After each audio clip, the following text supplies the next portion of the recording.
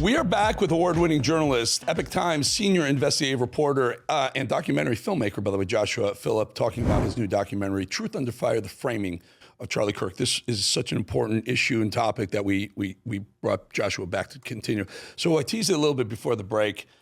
Candace Owens, her army of followers despised me because I was on Patrick Bet-David's podcast and I said, she's got to stop. She was blaming Israel with absolutely no proof that it was Israel. And then within a day, she turned around and started blaming the U.S. government. And now I think she's circling around TPUSA saying, I don't even know where she is. To be honest with you, she is so all over the board, I can't follow it. And then Ben Shapiro gets ticked off because Candace is blaming Israel. He says it's not. Ben is obviously a supporter of Israel. Meanwhile, Tucker seems to be jumping on the Candace bandwagon that Israel had something to do with the assassination of Charlie Kirk. And Megyn Kelly is very close with Tucker. And I'm trying to figure out where we are with these folks. Joshua, you're on the outside. These are some of my longtime colleagues. I don't even know what to say to them. Help me weed through this.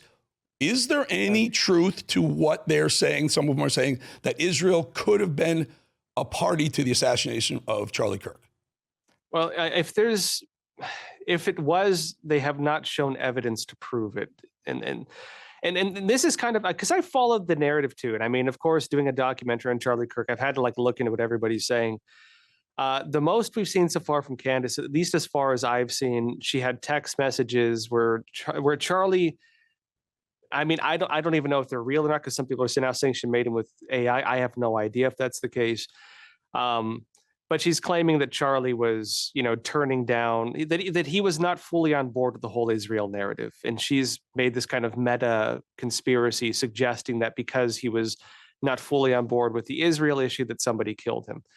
If there's evidence to suggest that, it has not been shown. And that's a very strong allegation to make. So in my opinion, if you're going to make very strong allegations, you need to show very strong evidence, not jumping to conclusions based on your belief of somebody's opinion on something. And so that's kind of where I'm at with it.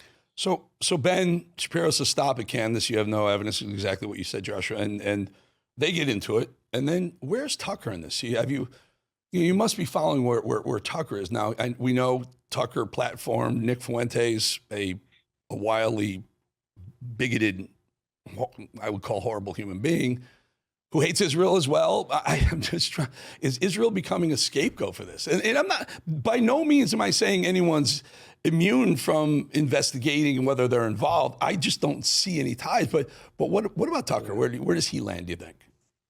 In my opinion, so I watched the Fuentes Tucker interview, and my take on it, I think Tucker actually pushed back quite a bit on Nick, especially when Nick was talking about the Jews are behind everything. Tucker pushed back quite a bit. I think people are suggesting that maybe Tucker had a broader agenda because he did platform some other people who are just very anti-Israel. And so that's where you get like Ben Shapiro coming in and criticizing them. My take on Tucker is Joshua, that let me do this if I may. I don't know. So Nick Fuentes referenced 10/18, the date. And he said, I know that date. This is Fuentes. I know that date because that was a murderous dictator's birthday. I mean, Stalin's birthday, right? Yeah. And Tucker didn't push back there. And Tucker's a close friend of mine. I know I got Tucker on the cell phone, right, on speed dial. Yeah, He's a friend of mine. I don't understand how you can say someone sitting across from you, he says Stalin is one of my heroes. 10/18 was his birthday, literally responsible for killing millions of Jews, and you don't push back. So, okay, Tucker, you want to keep him out of it, that's fine, Megyn. I'm scared that we're pointing fingers, not because we want to know who killed Charlie Kirk, because we want to get more eyeballs watching our shows. Yeah, my take on it is, I think on Tucker's side, there's two things. I think he's pushing for a kind of a non-interventionist American policy. Mm-hmm. And I think what he's really pushing for is closer to what Russia has. It's called national Bolshevism, which is Alexander Dugin, who he also had in the show, actually. Alexander Dugin believes that the future battle for the world will be between liberal democracy, the American-led system of like liberal democracy, right? Which means Western values, essentially, as we now understand them. And they believe the contesting side of that is Nazism and fascism, or Nazism, fascism, and then communism. They believe the last 100 years of the world was defined by that battle. Liberal democracy won. The future of the world will be decided by a last battle. And Alexander Dugin believes that in order to fight that, they need to take parts of communism and parts of fascism, merge them together to create what he calls the fourth political system, the fourth political theory, which is the name of one of his books, in fact, to create what he calls national Bolshevism, which is a fake conservatism that's actually communism. That's actually what Dugin talks about this in his own writings, in order to manufacture what they call the multipolar world order. And so to do that, they have to destroy the unipolar world order, which is the US-led system. So they're pushing for non-US interventionism. They want America to pull back from the world stage, no longer back our allies, no longer get involved in foreign wars. And in my eyes, when I watch some of the things people are pushing for, like on that side of the spectrum, it aligns with that. Now, I don't know if they're on board with that ideology, but it's very, in my opinion, it's very in line with it. It's a very, not a distant cousin to libertarianism too. The we'll take care of our own shores. Anything outside, we won't worry. But the only problem with the Bolshevik system is it tends to be dictatorships. It tends to be the same people over and over again, where we have a constitutional republic here. Is it? Tough question. Charlie Kirk was such a huge force, such a force to be reckoned with. And you didn't even know it, Josh. He was so powerful. He was so quiet. He would walk around. You didn't know the power that he held in those two hands, in that mind of his. Is there anyone in the pipeline to take over for Charlie Kirk? Who would be? I mean, everyone's going to say there can't be another Charlie, but someone's got to step into the void, right? I had the same thought. I was at Charlie's memorial. I knew Charlie also.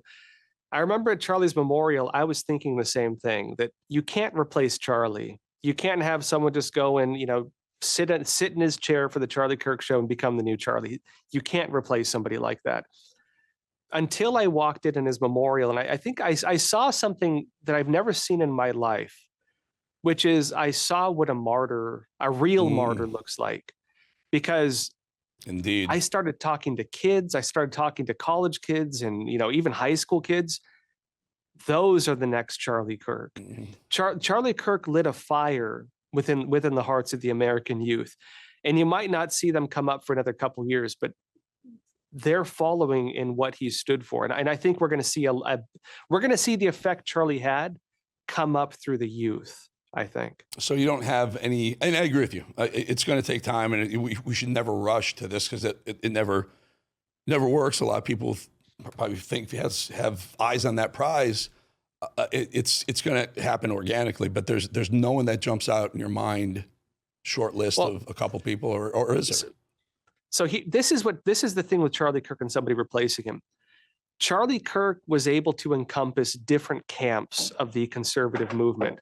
He brought in people who did not agree with him. Tucker Carlson spoke at Turning Point USA. He had Candace Owens there. I don't know if he would have this year, but she spoke at previous events. He had people who didn't like him. He'd give them the microphone. Charlie brought together different denominations of Christianity that don't get along with each other.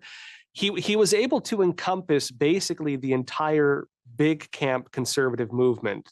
People who were homosexual he had on, and a lot of people disagreed with him. But Charlie was able to do it.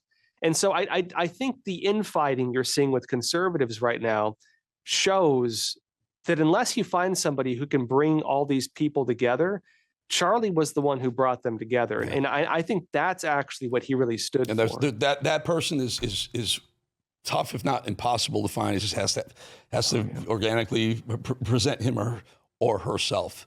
The film's called Truth Under Fire, The Framing of Charlie Kirk, comes out Wednesday, November 19th. Joshua Philipp, really good to have you on. We'd like to get you back after the film launches. I would love to see it, and we'll talk about it again. You're a great guest. I'm glad we did 2 segments with you, because this is an important topic. Thank you. Hey, thank you. Anytime. Thank you. All right, folks, we'll be back 2.5 minutes.